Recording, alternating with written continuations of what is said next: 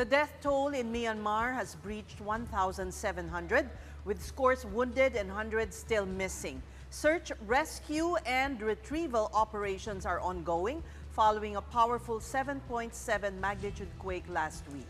Now, the civil war raging in the country is hampering efforts to find survivors, but help is finally trickling in. There are still 4 Filipinos unaccounted for. In Thailand, where the tremor was also felt, Filipinos have been marked safe. But as expected, there is trauma that cannot be shaken off as they recount their quake experiences. The big story tonight from mobile journalist Julie Baiza. Lakas sa lindol. Lumilindol. Yun, nagana yung mga sa building. This was the scene witnessed by the Philippine Police Attaché in Bangkok, Thailand, when the magnitude 7.7 quake struck last Friday. That time, Colonel Dominador Matalang was in the 28th floor of a building. Huwag kang magpanik. Huwag kang magpanik. But their resolve started to waver when after more than a minute, shaking can still be felt. Hindi rin tayo makakagamit ng elevator. Hindi kasi yung after sir, yung delikado sir, ito building na to, hindi matibay ito sir. Hindi. Colonel Matalang has been in Bangkok for almost 3 years now. For him, this will definitely be one of his most unforgettable experiences in the Thai capital. First time na lumindol sa Bangkok, ang lakas. Yung pinto, nag-ano pa oh. After more than 4 minutes, Colonel Matalang was finally able to go out of their office.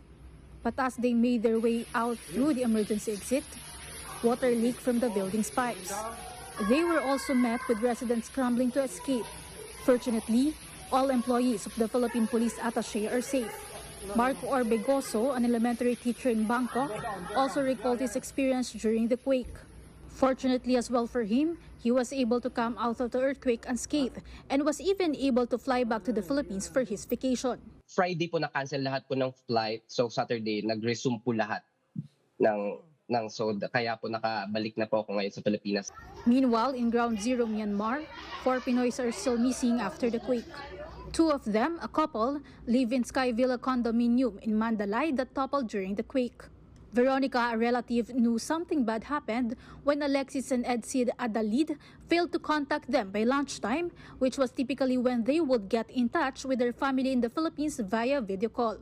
Ang hirap-hirap pa po talaga now to accept this kind of situation, especially it has been 3 days, and then knowing na wala pa lang nagsisearch sa area nila despite all the requests na baka nandun sila. Since na-identify naman po yung location is sana po meron na pong action that people there or Filipinos will be able to go there as fast as they can because this is about life and time. This is not the Philippines. We're not the ones who are obligated to get it's the Myanmar authorities. So we'll push. We will push for them, no? Kaya mapapatagal. Not because mabagal o ayaw natin, but because it's even hard to get to Myanmar now. Pupunta pa ng Bangkok o Thailand mo yan, that's tutawid. So, I'm gonna contact the Myanmar authorities, yung meron sa embassy dito. The Department of Foreign Affairs has since assured the families of the missing and affected Filipino that they are doing all they can to help. The death toll from the earthquake has so far been listed at 1,700. Authorities expect this number to rise in the coming days as a tremor brought down scores of buildings and other infrastructure. In one report from the Associated Press, people on the ground in Mandalay, which is Myanmar's second largest city, the smell of death ash permeated the air, and the cries for help that resounded over the weekend has now lessened.